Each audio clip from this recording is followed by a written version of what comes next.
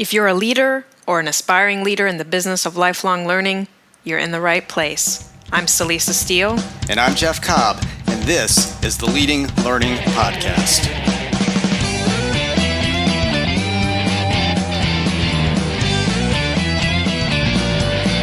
Hello and welcome. This is episode 146 of the Leading Learning Podcast. This time around, we talk with Dr. Deborah Culley, Secretary of the Board of Directors for the American Board of Anesthesiology, about the ABA's microlearning initiative and its evolving approach to maintenance of certification. But before diving into the conversation about microlearning and maintenance of certification, we want to offer a message from Next Thought, our sponsor for the third quarter of 2018.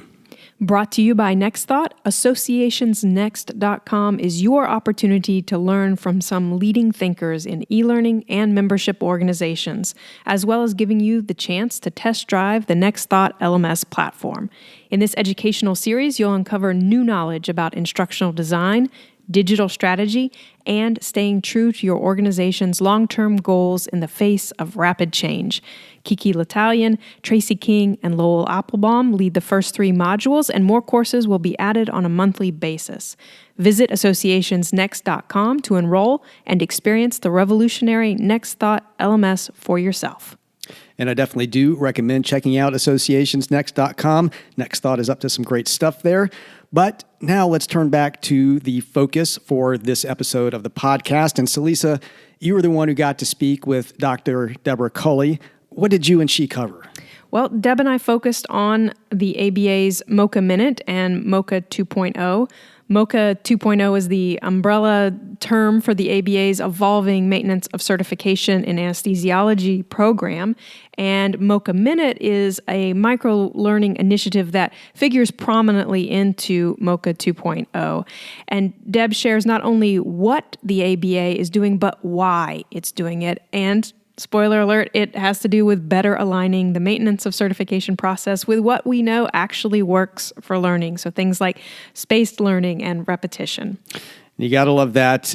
We love anything where we're hearing that certification or any other sort of experience is actually aligning with what works for learning. And ABA has been a real leader in that, and we've referenced them on many occasions. And we should note that the idea for this interview came from Jack Corson, who is a leading learning listener and has heard us talk about ABA before, and he was interested in learning more about what the ABA is doing with microlearning. So now you know, dear listeners, that you can always reach out to us with ideas and suggestions. And in fact, we welcome them. If there's a topic you want to know more about, if there's an organization you want to hear more about, if there's an expert you want to hear from, you can always go and comment on any episode of Leading Learning at leadinglearning.com, and we will take that to heart and do our best to bring you that content. But with that, let's get on to the interview with Dr. Deborah Culley of the American Board of Anesthesiology.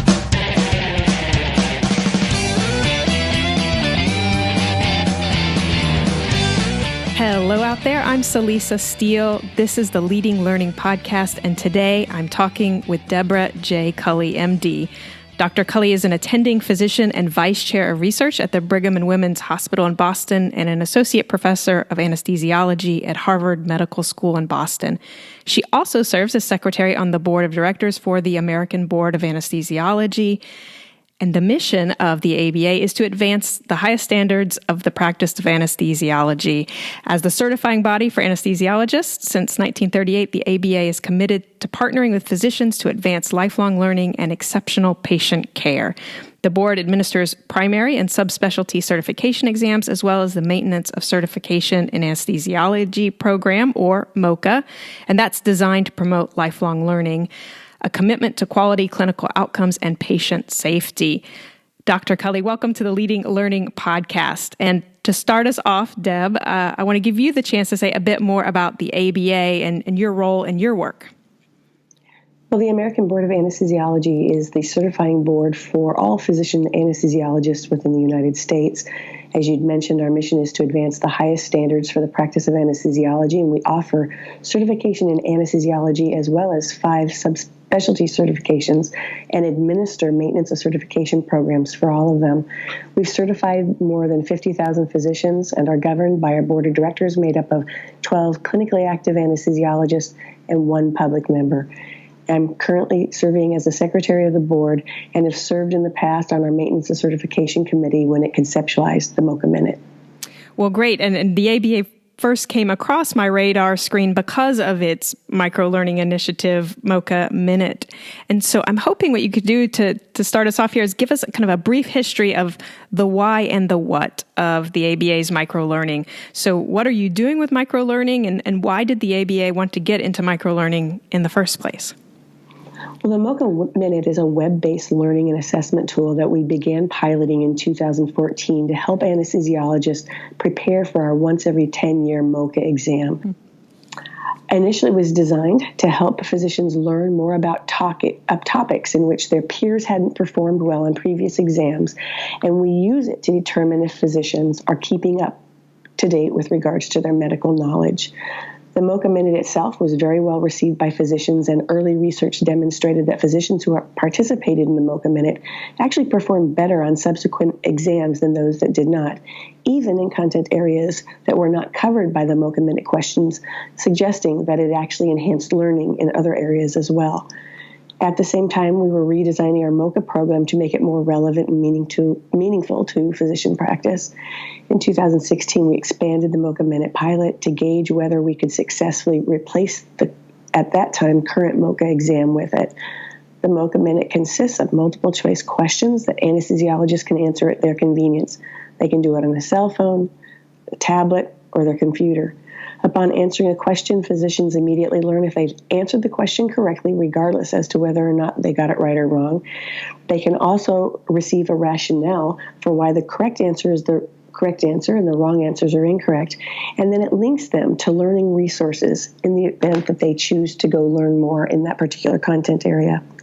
The physician anesthesiologists participating in MOCA Minute answer 30 questions per calendar quarter or 120 per year and must meet a performance standard to remain in good standing with the American Board of Anesthesiology. Unlike the once every 10-year MOCA exam, the MOCA Minute provides opportunities for learning and self-assessment. With regards to the why did we go through this process, well, MOCA Minute was initially conceptualized as a learning tool, but we quickly determined that it was also a valuable assessment tool.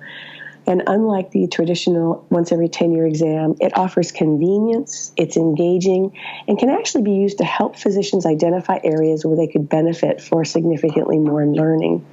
Unlike the exam, it's a lifelong learning tool. It offers continuous learning and assessment so that physicians can access new knowledge, extinguish old or no longer relevant information, and reinforce their learning. The MOCA Minute offers personalization. At the beginning of each year, we ask our diplomates to identify their practice profile, which tells us the content areas within the specialty in which the diplomate currently practices. And then their MOCA Minute questions are tailored to fit their profile, making them more relevant to their everyday practice. One of the unique features about the MOCA Minute is that it gives us an opportunity to introduce new topics on demand when the need arises. A perfect example of this has to do with the opioid crisis. As our understanding grew with regards to what the opioid crisis was and how anesthesiologists might be able to decrease the likelihood of that occurring, we have been able to generate a large number of questions and send them out to our diplomates. The MOCA Minute is a longitudinal assessment. We can track individuals' performance over time, but we can also identify trends about knowledge of our entire diplomate pool over time as well. This allows us to identify areas where physician anesthesiologists as individuals and as a whole could benefit from more learning. Accordingly, we now collaborate with continuing medical education providers to drive the development of new learning opportunities based upon the data that we've derived from the MOCA Minute. That's great. I think that's a really interesting point about both being able to look at the individual's performance, but also then giving you this broader view of the profession at large. In what you've shared so far, you've begun to get into this some in terms of kind of some of the goals and some of the results that you've been seeing, but maybe you could talk a little bit more about kind of the results that you're really hoping to get from MOCA Minute, and what specifically you're trying to measure and evaluate to help you gauge whether you're being successful in attaining those results. Well, from the conception of the MOCA Minute, we set out to create a program that was more relevant, that was easily accessible, and that was meaningful to our physician practice. We wanted to promote lifelong learning rather than episodic cramming, which occurred for the once every 10-year examination. We also wanted to help identify topics where physicians could use additional learning and then direct them to targeted educational opportunities. We also wanted to incorporate the latest advances in education technology and adult learning theory, things like spaced repetition to advance learning and knowledge. We also developed a prospective matrices that we were going to use to evaluate whether or not the MOCA Minute was actually a success. In the short term, we got physician feedback. We surveyed our diplomates annually since MOCA 2.0 launched, and in essence, asked them about how they liked the current program and what we could do to improve it. Over the long term, we're doing research to measure the impact of the program on physician knowledge, retention, and engagement. Well, that's great. Yeah, I like that you're trying to hit on many fronts, the making it more relevant, better aligning with what we know about how adults learn, making use of the new educational technologies. As you mentioned, the goal is for the MOCA Minute to kind of move beyond pilot phase and replace the decennial exam. What's the timeline for that, and what are the criteria for deciding whether the pilot's successful and you're going to move ahead with replacing the every 10-year exam? We applied earlier this year to our parent organization, the American Board of Medical Specialties, to transition the MOCA Minute from a pilot to a permanent program and a component of our MOCA process. Our application for doing so was actually approved April in 2018, so that was a recent advancement. We decided to transition it to a permanent program component because it was widely embraced by our anesthesiologist and has proven to be a robust evaluation tool to assess physician knowledge. Physicians who participated in the initial pilot performed better on subsequent MOCA exams than physicians who did not, which was really good news from our perspective. And in a 2017 survey, 77% of our diplomates surveyed reported that the MOCA Minute was serving them well as an assessment tool. It's proven to drive learning, and diplomates value it as an assessment tool. We continue to conduct research to understand its impact on physician knowledge and retention over time. Well, that's great. I thought what you shared earlier, too, about not only are they performing well in the areas that the MOCA Minute is testing them on, but other areas as well. And so this idea that it's maybe just supporting them in becoming better learners in general, which is really exciting. I know from, at least I believe it's true based on what I've read, that the ABA gives physicians that use MOCA Minute 3 ways to access the question. So they can get weekly emails, or they can go to an online portal, or they can use a mobile app. Have you collected data on which of those methods is the most popular?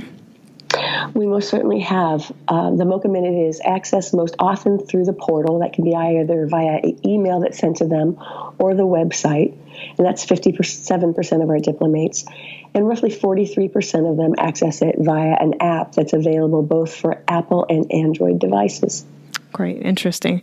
And so the other thing that I know is that MOCA Minute isn't offered in isolation, that it's part of MOCA 2.0. And so I'm hoping that as you did for MOCA Minute, you can kind of share kind of both the what and the why of MOCA 2.0. Yeah, so MOCA 2.0 is our continuing certification program, of which the MOCA Minute is a core component. Most physicians pursue board for certification following residency because it documents and demonstrates that they are meeting the highest standards in their specialty. Once they're certified, they need to maintain that certification. Although historically, board certification was a lifetime credential, you were certified once early in your career and you remain certified for life.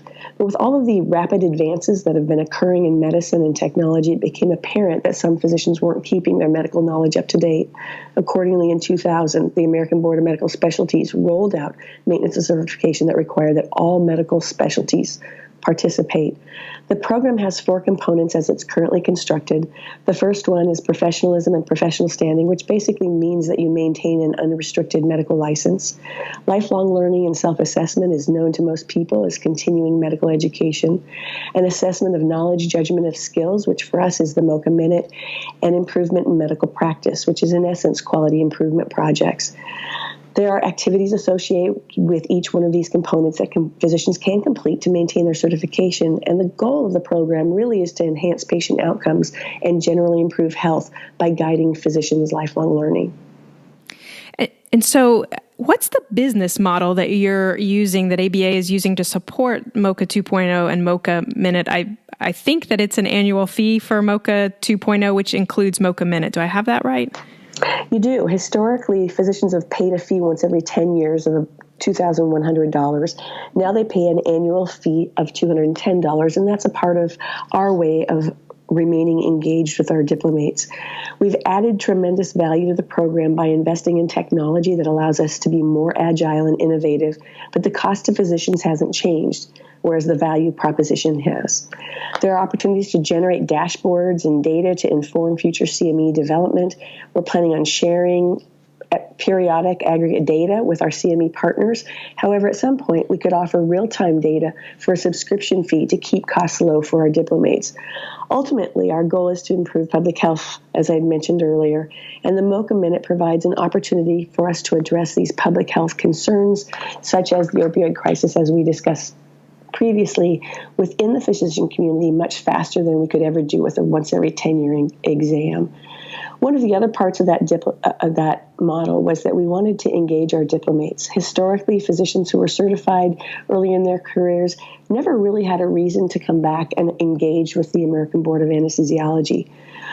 With MOCA, which launched in 2004, we evolved from being a transactional organization to a partnership-driven one, with one of our primary partners being our diplomates themselves. As we redesigned the MOCA program, we relied heavily on diplomate feedback to guide our decisions. We surveyed them, we hosted focus groups, and had users groups that informed us about the development of MOCA 2.0. In other words, we didn't just do this ourselves. We actually went out and worked collaboratively with physician anesthesiologists in the community, and we continue to actively solicit their feedback, and that drives the continuous evolution of our program.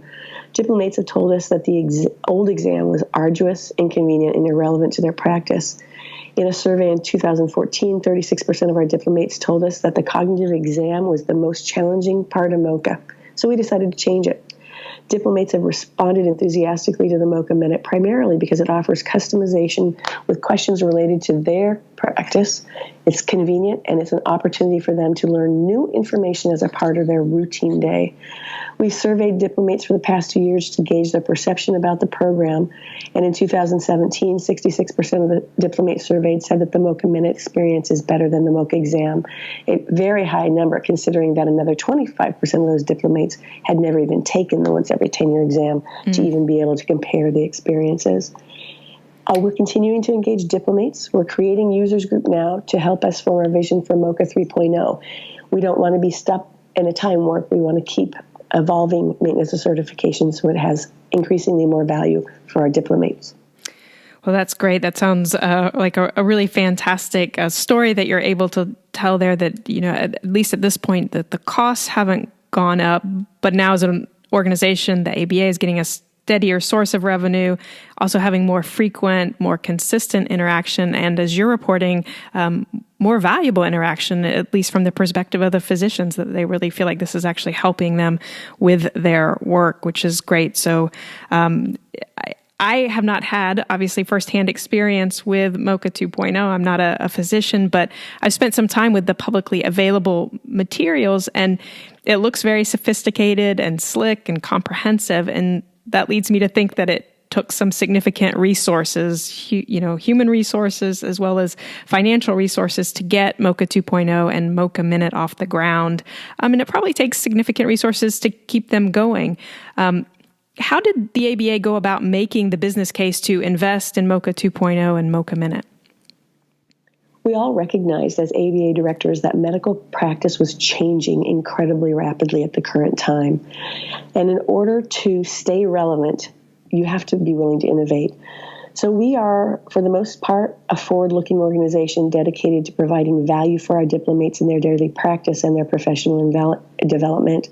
As a result, we made a strategic decision to invest our reserves into something that would offer greater value to physicians, incorporate advancements in technology and adult learning theory, and to create a robust assessment and self-assessment tool. It was our intent to drive lifelong learning and to improve patient outcomes. Much of the work has been done by our in-house IS team, which has built the web-based platform that includes the MOCA Minute, a knowledge assessment report, and a CME Explorer. The knowledge assessment report is a summary of topics that physicians may want to spend more time studying. It's an individual report that includes peer performance data and links to related CME, whereas the CME Explorer is a searchable CME catalog for activities that count for MOCA credits and other components of the MOCA program. Well, that's great. It's fantastic that it sounds to me that in large part you were able to make the case and maybe you didn't even really have to make the case because it aligns so closely with the mission, and that everyone sort of saw the value of being even more relevant and being able to help physicians keep up with the fast pace of change. So I'm curious to know what are some of the lessons that you've taken away from the experience of rolling out MOCA 2.0 and MOCA Minute. Do you have any words of advice or words of caution that you might offer to other organizations considering doing something similar to MOCA 2.0 or MOCA Minute? The American Board of Anesthesiology has always performed assessments, and we've learned that there are additional benefits by offering self-assessment opportunities to our diplomates. We've also found that communication and customer service and engagement with our diplomates is critical. We now solicit information from them, receive their feedback, and use it to enhance the program. You do need to conduct research to understand the impact on knowledge retention and patient outcomes, and we're in the process of doing that. But I think one of the most interesting things about the program is that since we launched the MOCA Minute pilot, 22 out of the 24 medical specialty boards that are under the umbrella of the American Board of Medical Specialties now have undertaken similar efforts at some sort of longitudinal assessment or modular examinations. This is a huge change within the ABMS member board community. Just 5 years ago, the majority of them offered an exam just once every 5 to 10 years. So we're now providing an entire group of physicians an opportunity to have continuous lifelong learning. Right. So part of an even larger change, even beyond anesthesiologists, which is exciting, I would think, to be in that place. So we've been focused on the ABA and MOCA 2.0, MOCA Minute. For our next to last question, I'm going to change the perspective a little bit and ask you about your own personal learning. And this is a question we like to ask of everyone who comes on the Leading Learning podcast. And so if you think about the learning experiences you've been involved in since leaving your formal education, which I assume was extensive given your role as a medical doctor. But what's been one of the most powerful learning experiences that you've been involved in after finishing that formal education? Well, for me as an individual, that would be simulation. It puts you into a complex medical environment where you're likely to make mistakes and allow you to gain knowledge and experience about very rare clinical scenarios without any negative impact on patient outcomes. It's a wonderful, engaging experience, and it's probably where I learn the most. Yes. So the simulation, the emulating the real world, but the safety of a practice environment. So final question is just, if listeners want to know more about the ABA, about MOCA 2.0, MOCA Minute, where should they go? There are a couple of places. First, they could go to our website. The website address is www.theaba.org. They can also call us. We are available Monday through Friday, 8 a.m. to 5 p.m., and the number there is 1-866-999-7501. Excellent. Well, thank you so much for taking time to talk with me today, Deb. I really enjoyed what you had to share about what the ABA is doing with MOCA Minute and MOCA 2.0. Thank you so much, and thank you for taking the time with us as well. That wraps up our interview with Dr. Deborah Culley of the American Board of Anesthesiology. To get show notes for this episode, go to leadinglearning.com/episode 146. When you check out the show notes, you're going to see various options for subscribing to the podcast. And if you're getting value out of what you hear, we would be grateful if you would subscribe, as it helps us to get some data on the impact of what we're doing here. We'd also be truly grateful if you take a minute to give us a rating on iTunes. If you've been listening for a while, we'd really appreciate it. All you have to do is go to leadinglearning.com/iTunes. Celisa and I personally like getting those ratings and reviews, but more importantly, they help anybody who's searching for content on leading and learning to actually be able to find us. So consider leaving a rating and review on the Leading Learning Podcast as one of your kind acts of the day. And we'd be grateful if you would visit associationsnext.com. Jeff and I put a lot of effort into the Leading Learning Podcasts, and one of the main reasons we're able to do that is because of the support of sponsors. So please visit associationsnext.com, where you will have the chance to learn and to experience the Next Thought LMS in action. Finally, consider telling others about the podcast. You can send a tweet by going to leadinglearning.com/share, or if tweeting isn't your thing, pick the social network or other medium of your preference and spread the good word. Thanks again, and see you next time on the Leading Learning Podcast.